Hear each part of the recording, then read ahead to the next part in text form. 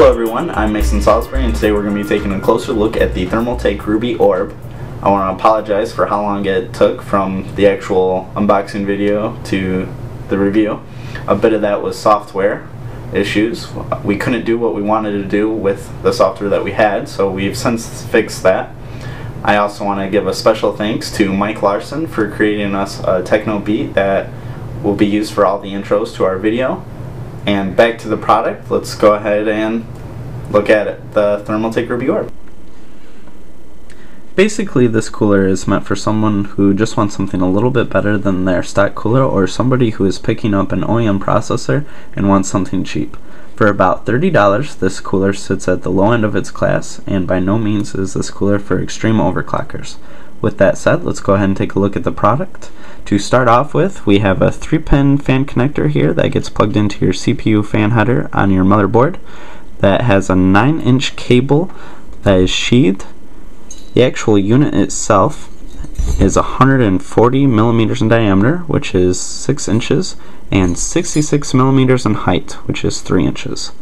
The actual unit itself weighs 545 grams and has a mirrored finished base that is protected with a plastic cover so it doesn't get scratched, and is totally constructed of aluminum material. This unit has 140 aluminum fins to dissipate the heat.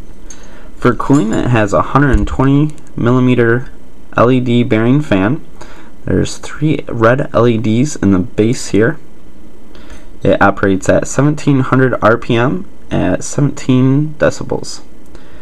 And it has a projected lifetime of 30,000 hours. Let's go ahead and install it in our system and get some results.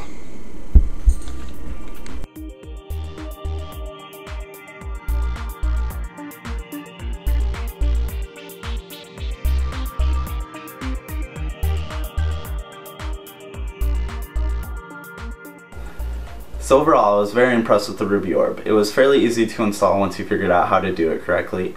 At max loads, it took off 12 degrees compared to the stock cooler. Aesthetically, it did look very nice once installed.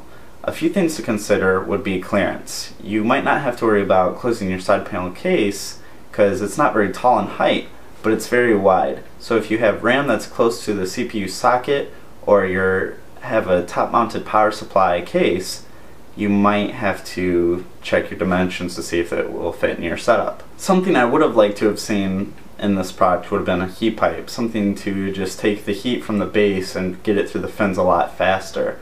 But other than that, I was very happy with this product, and if you're looking for something cheap, this might just be the product for you.